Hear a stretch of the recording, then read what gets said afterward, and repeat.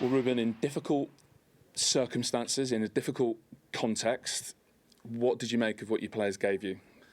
The ones you did have? I think we divide the game. We create some chances. In the end, they score. We didn't, and that was the big difference in the game. So, in the end, you can look at the game and you feel that it was an entertained game because a lot of chances. But in the end, the difference was that they scored one and we didn't. Yeah. So what's that down to? A forward line, Zirkzee, Højlund, Garnacho had plenty of chances. Just to pick out those three guys, short of confidence, short of belief. The first step is to create situation. We had some games that we are around the box, but we don't create situations. Today we created situation, but in the end, in this kind of games, with two teams struggling for 4 points, one goal makes all the difference. Even to try to play the game after the goal, and that was the biggest difference. We had two chances before, Garnacho again, and then we didn't score. They scored. That was the biggest difference. So with the injuries and illnesses you had, just tell us sort of tactically in terms of your setup, how you tried to solve the problems that gave you. But particularly interested in Zirkzee, who was very central, and maybe that's a reaction to what happened with him against Newcastle. Also that, but you start with one idea. We were asking about a long week for so long, and then we start with one idea to face the next game, to work in our principles, and then day after day you are losing players that change your approach to the game. I couldn't not play the same way with Josh, with like a player like Ahmad. So we need to try to be comfortable, especially with the ball. My worry is more that when we win the ball, we are in the good position to play football. So I think that was the idea, to put him more in the central area. Is the knock-on effect of that, it then gives Bruno Fernandes an awful lot of work to do, and maybe he's then so exhausted, he's not maybe as able to then help you creatively? Yeah, because sometimes you want Bruno to reach the ball a little bit in the build-up, because he's really good to switch off play, and some games we need it. And today you see it that we try it a lot to switch off play to open the space, but then you want Bruno also to press, and then it's really hard. And then when you are changing all the time to try to adapt the players to the way we want to play without a base, it's really hard. But I think the difference today was like they scored one and we didn't. When you're having, you have all these injuries and illnesses, and it sounds like you're having to change your game plan almost every day. Any thought given to just, do you know what, we're just 4-4-2, we'll sit in a low block and do something completely different today? Yeah, 4-4-2 in the low block is harder to play against this team than what we did today. That is my feeling, because they are really open, put a lot of layers inside, so they will stretch our team, and then Maguire has to do longer meters, long space to cover. So I'm also what you see, guys, and why you discussed every week. I also see. So I have my idea, you have yours. I have a lot of problems. My job is so hard, but I'm here to continue my job to the next week with my beliefs. I will try to do it and try to win again. Like you say, you have got a very hard job. How difficult was it to affect the match during the match today with a very young bench? You made one substitution at the end. Could you have used any of those young players earlier? Or those guys, 17, 18, 19, not quite ready for that yet? They will play. They will play during this season. We will have games for the Cup and for Europe. They will play. If not, I'm going to get more injuries, and we will not have players to play. So we are in a difficult situation. We have two more competitions. Today they could go in the game, but I feel it. I think everybody feel it, that we were near the goal. I don't want to change when I feel the team is in a good moment. So that was just a tactical aspect. Yeah, and lastly, you said one of your earlier answers, it's a hard job. You've said before, we're going to have to suffer. We're going to live through a storm. Did you ever expect it to be this difficult, though? No, but you grow and you learn a lot of things. So we just need to face and not run away. So that is clearly my feeling. And the good thing in football is that we will start a week again. Today's will hurt.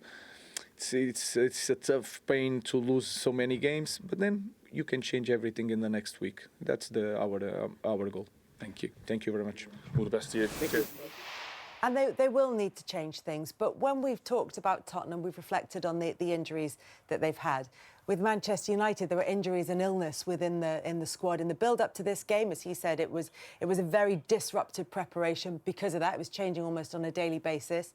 Is that enough to explain the performance and the result today, do you think? Well, there's no doubt that losing Ahmad meant that they lost all the balance on that right-hand side of the pitch, and we saw what happened against Newcastle when Xerxes played in one of those he played in the left pocket that day, and he had to go out to that side to defend. The problem was today it meant that Bruno Fernandes was asked to put in, I mean, not that a player should be worried about putting in a big shift. They all have to put in a big shift, but when your best player's having to basically sort of trek out 50 yards to Jed Spence and then trek back in and leave Casemiro on his own. I didn't. And then when he gets the ball, he's tired. He's knackered. I didn't think that was right. I just didn't think that was right. I mean, look, I'm sure that he's got problems because he's got no players to call upon who can play on that side. But for me, your best player should be reserved for winning you the game, and I didn't think it helped that at all in the first half. And it allowed Tottenham an easy out all the time. So for me, that was an issue. But look, he's right in what he says. I mean, United had 2 or 3 big chances and didn't take it. The bigger concern is that the players aren't demonstrating in this system yet, in any of the 20 games that Ruben Amorim has had, apart from maybe Liverpool away, that there is an entertainment and a performance level to this system. So, look, they're going to have to be patient. The club, the players are going to have to be patient. Ruben Amorim's going to have to be patient. Everyone's going to have to be patient. But I would like to have seen the performance levels getting higher. That's the one thing under Erik ten Hag. You can't detach result from performance. You can win sometimes not playing badly, but it'll catch you out quite a lot if you continue to play at sort of an average level. And this is a very average level that United are performing at week in, week out. And that's why Crystal Palace are beating them amongst other clubs. And that's why Tottenham beat them today. Because you're asking basically for players to take individual moments. Let's look at the last 14 results. It's 14 points in that time in the Premier League. It's 12 defeats in their last 25. They haven't lost more games in their opening 25 games of a league season since 1973-74 when they were relegated. But these 14 that Ruben Amorim has taken charge of, the ones that he's responsible for, you talked about wanting to see improvement in performances under him. What have you seen that suggests that he's the right man to build Manchester United back? The best thing about it so far has been actually his press conferences, and I think even today after the game, the way in which he communicates his vision and his idea and that he wants to succeed at Manchester United and he feels he'll get it right. I don't think there's anything on the pitch that I've seen so far, either in results or performances, that tell me that we're watching a really good team. We're not. It's a really poor team, this United team. But even if it's a poor team, there are ways in which to make even a poor team look better. Are they there? He has died in a ditch in respect of when he said very early on, I'm not going to change my idea, so now he can't. And that's, I suppose, an issue in some ways, because I do think there were probably, with those 11 players he had out on the pitch there, a better way of probably getting them into a system which would have meant they'd have felt more comfortable. But he can't change that now because of what he said previously. He's really sort of stuck his flag in the ground and sort of that's the way in which he's going to go down. But the performance levels are nowhere near good enough. And he'll know that. He had a very good team, by the way, at Sporting Lisbon. He had a fantastic team. So he knows what good looks like. He knows where he wants to take Manchester United to. The problem is at this moment in time, it's just not happening at all. Jamie, have you seen anything on the pitch that suggests that Amorim can do this job of rebuilding Manchester United? No, not necessarily. But the reason why I would say that is because the players aren't good enough, Kelly.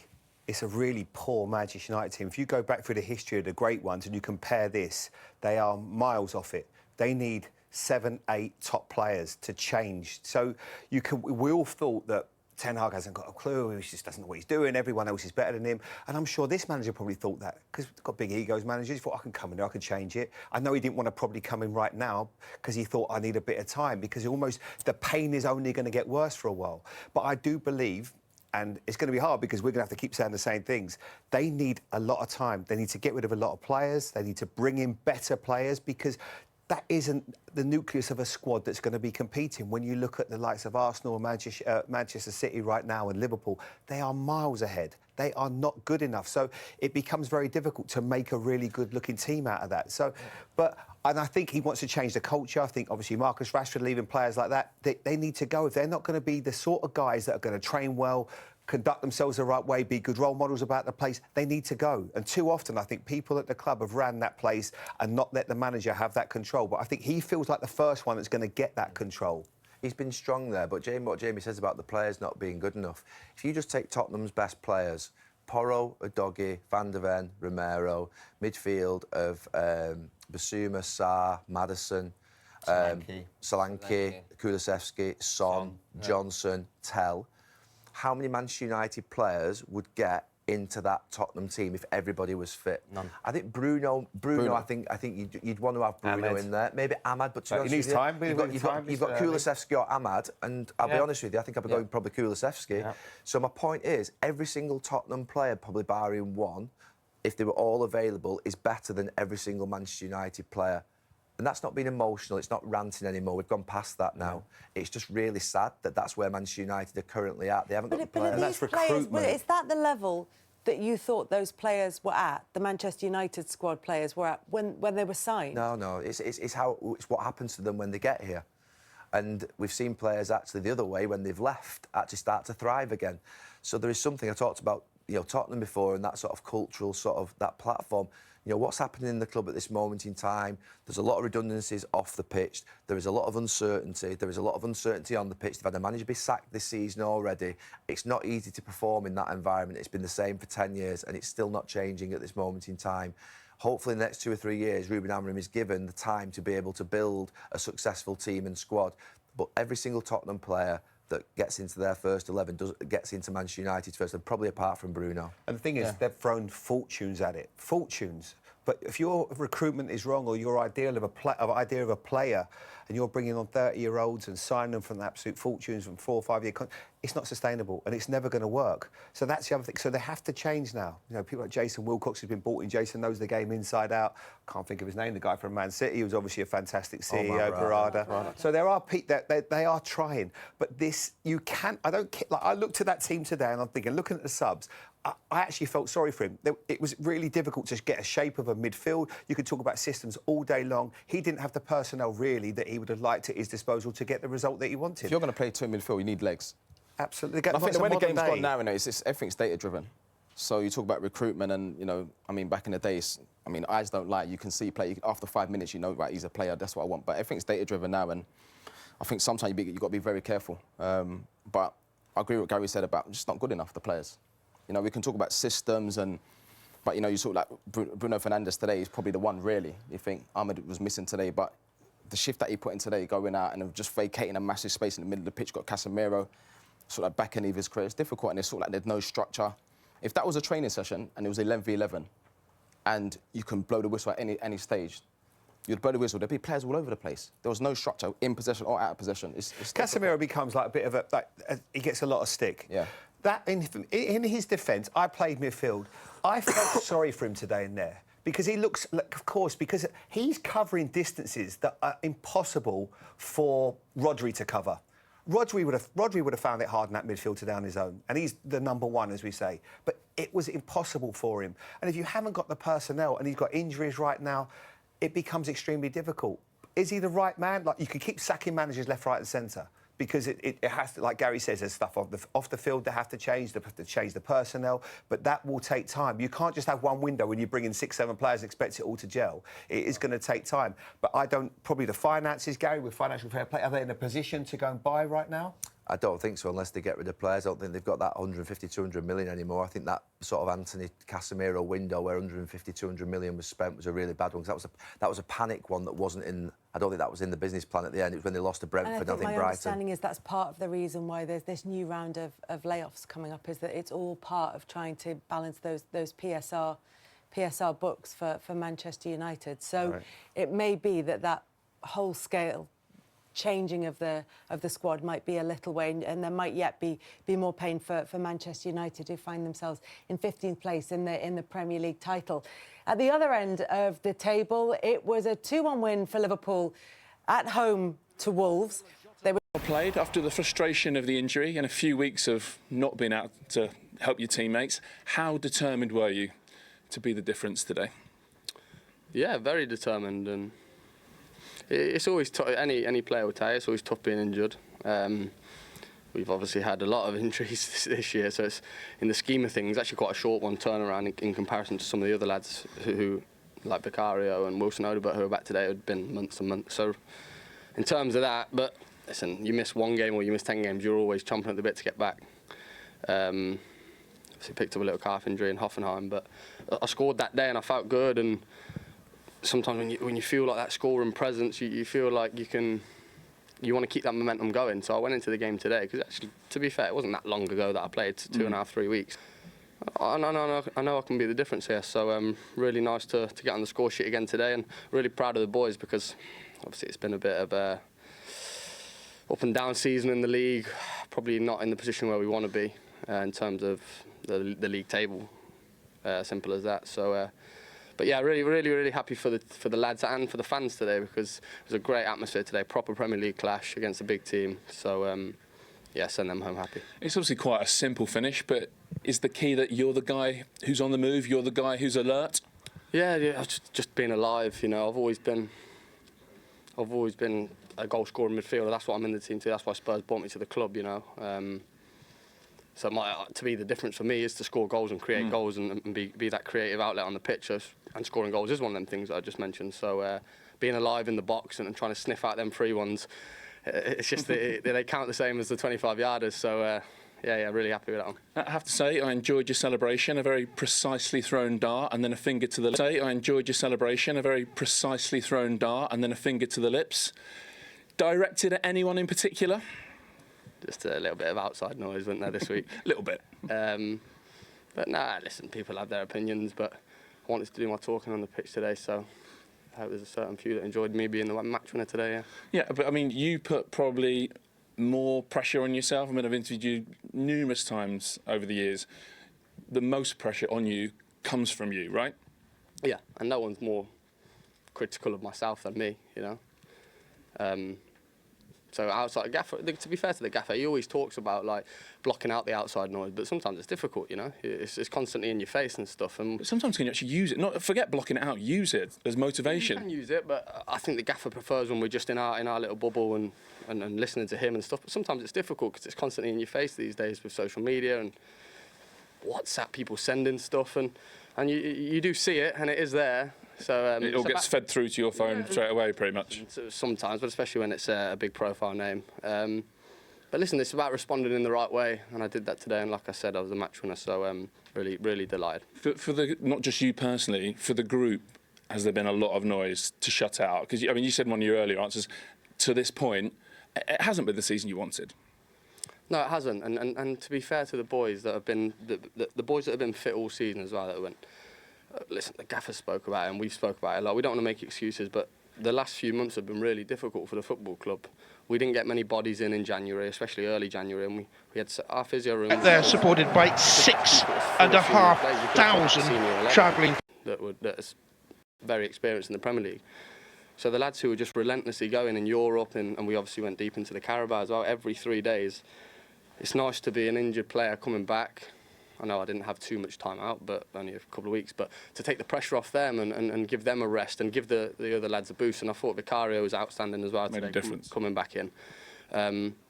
So just it's about us being present now and leading like they did. Even amongst the bad run, they were still there. They were still present. They were still recovering. They were still living right to try and give us the best chance of winning. We had a bit of a bad run in form, but there's obviously factors to that, so it's nice to be back and have a bit of a bolster to the squad with some injuries and see some happy faces. Yeah. Well played, James. Thank you. Well done. Thank you, James. Well, Ange, after the rest and the reset, how important was the result? Yeah, well, it was everything, I guess. You know, we kind of know our league position's not anywhere where it should be, and today was an opportunity for us to start addressing that. Like we said, we had a good week of training, we got some players back, and important we won today. Yeah, it was pretty direct evidence of what you've been missing. James Maddison scores the winning goal, and Guillermo Vicario, I don't think he was player of the match in the end, but he must have been pretty close to it. Yeah, they're quality players, and we've had to do it pretty tough for the last 2.5 months, not through the lack of effort or trying from the lads. But yeah, just great to get those guys back and even the guys who sort of came on and were able to contribute. Important, like I said, for us to gain some traction today. We can play better, definitely, but I think we will, once we get some boys up to speed and start growing into it. Did you see other evidence, maybe bits that someone like me wouldn't pick up, of the difference having fresher players, slightly more full-strength team makes? I don't know, maybe in the way you pressed, maybe in the way you built up? You're a smart bloke, mate. You can see these things. And you're the first person to say that. Okay. Probably says more about me than anything else. No, look, I did think our press was a lot better than it has been in recent weeks. I thought it made it hard for sort of Man United to get out, and that certainly helped us get a grounding in the game where we could play the game in their half. And yeah, look, we looked a little bit sharp. I still think our front third movements were missing a bit. Obviously, look, Maddie's just joined the club, and obviously with Maddison has been out for quite a while. I felt we lacked a little bit of fluency in that front third. Having said that, we still created some chances, and yeah, look, we'll improve. We need to, but it was a decent effort. Is the thing with the injuries, players come back, but form, confidence, all those intangibles, they don't just rush along back with the players? Yeah, I don't think it's confidence. I think they're all sort of very keen to get out there, but there is a game rhythm which only comes by playing games. Every football will tell you the same thing. As much as you train, playing a game of football is a lot different. But having said that, I thought Vic and Maddis handled it really well, and it was great to get some time into guys like Brendan and Wilson. Destiny's ready to go, and we're not too far away from a couple of others, so we're going to need them. We still feel like we've got a big back half of the year and some real opportunity, so that's what we're aiming for. Yeah, I know I said it in my first question, but was it a really big day to win? Because when you spent the week, you did a great job in your press conference of making it feel more positive again. But when you've done that and you've talked up the importance of players coming back and having the break, if you then don't get the result, it's a bit of an uh-oh kind of moment. Yeah, I'm sure most people were tuning in for that, to be honest. Everyone likes a little bit of a impending car crash, so I'm sure we had a lot of people, willing that sort of scenario on. But look, for me, it doesn't really change. The reason I was positive is because I just, I know how hard these players have worked for the last 2.5 months without great reward. They got help this week in terms of our schedule, but also players coming back. Our training was better. I was confident that we'd put in a good shift, and more importantly, we'd get the result. Yeah, and just on the injuries, it was fascinating during the week hearing you talk about like Mickey van der Ven working on his mechanics, the time you're taking with Romero, with the players coming back now. Can you just tell us about maybe what you've learned, how you've adapted in terms of finding solutions to what has been obviously a long-running injury issue? Yeah, look, again, it's hard to sometimes do that in the midst of competition because the focus is still on trying to win games of football. But we're in the background, we're doing sort of our own, looking into ways we can do things better. But we're not going to be the only ones. I've foreshadowed this for a while, and there'll be a few that come to my world in the next period, and people will see that it's sometimes not just a reflection of the people involved, but a reflection of the circumstances you've been dealt with. So do you feel like that? Because we are seeing it at other clubs, and probably have all season, that there's a wider issue there. I mean, you've had it in a lot of your press conferences. It's been put to you that the style of play, the way you press, the energy you put in. Yeah. If you're top of the pressing league, you're going to be quite high in the hamstring league as well. To a certain extent, but what flies against that is we've had quite a few players who haven't got injured at all and played the whole season. In fact, played more football this year than they have in their whole careers. So it's not just that. It's more than that. That's a factor, obviously, in the way we play. But other clubs don't play like us, and they're starting to accumulate the toll of no rest for the players between seasons and the accumulation of fixturing that's making it awfully difficult for everyone. Genuine light at the end of the tunnel this time? Not another train? Who knows? But, look, as I said, we feel, and I certainly feel, that there's still a massive opportunity for us this back half of the year, obviously Europe, but even in the league to make some inroads, and hopefully today's the start of that. Thank you, Ange. Thanks, Pat. Cheers. Well, Gary Neville has joined us in the studio. He's been very defensive in terms of the questions that he's been asked about his style, because they've been losing games. But they've won today, and now Ange Postecoglou gets to go on the front foot. What did you make of their performance? Yeah, I mean, I think every manager, when they're in this situation, and I've been there myself, always think that the criticism is personal and it's harsh and it goes too far, and then they think that ultimately a little bit of paranoia kicks in. I think at times as a manager, it's a lonely place. And I think that's what's obviously happening with Ange. Even as experienced as he is, he has been under pressure in this last 3 months, going out of 2 cup competitions, losing all the games in the league, losing all the players through injury, bringing them back and then getting re-injured. So there's been a lot of things going on here. Obviously, then the protests against the owners then sort of being under pressure. Do they sack the manager? Do they not sack the manager? And he's right in the middle of it. And he's the only guy who has to go out every single week and do 6 press conferences. 3 games a week they've been playing now for 2 or 3 months. He has to go out before and after every single game. So he's fronting the whole club. The guy's there in the director's box, and I do own a football club, so I suppose in some ways, poacher-term gamekeeper here for a minute. It's the manager who goes out there and faces the cameras every single week. So I've got a little bit of sympathy for him, but also when you lose games at Tottenham like they have, then you're going to get put under pressure. So it was a good night for him tonight. But I don't buy into this that everyone wants Ange Postecoglou to be sacked or to be... or to fail. To fail, because actually I desperately don't. I think that he's one of the best styles of play I've seen here for a long time. It's brilliant how he's got his team to play. They're so exciting to watch. I absolutely love it when I get a Tottenham game given to me sort of at the end of each month, and you get your games the following month. So I think everybody wants him to succeed, but obviously results do have to improve. And they improved today with that 1-0 win against Manchester United, who we will get to. But it looks as though things may, and I say this quite cautiously, be starting to improve for Tottenham. You look at the current injury list now. Timo Werner's coming back next week. Christian Romero, Dominic Solanke, Mickey van der Ben, maybe by early March. Richarlison a little later. And then Dragusin, obviously, with the ACL, is going to be a lot longer than that. So there are players starting to come back to fitness, and he said that one of the factors might well be the way that they play. But he also pointed to the players who've been able to play for a lot longer than they have done at previous stages in their career. But the number of sprints per game is the highest for Tottenham of any team in the Premier League. Bournemouth have also had a lot of injuries, and they're second on that list. So it may not be the reason, but is it a reason, Gary? Yeah, oh, absolutely. It's a demanding, physically demanding style of play that Tottenham have. And you see, I think Arsenal and Manchester City were near the bottom. And I always remember when we played, quite often our manager would say to us, you cannot press all game. You have to make sure that you take blocks of periods of game where you're 20 minutes and you might have to sit behind the ball or sit in a sort of mid-block position as it's termed now, or even in a low block. We'd sometimes sit 5-10 yards outside of our own box and counter-attack. I think you said that before the game today. Tottenham are always on the front foot, and it's extremely demanding to do that. So you are asking, you are asking for more from the best, particularly when you're playing 3 games a week.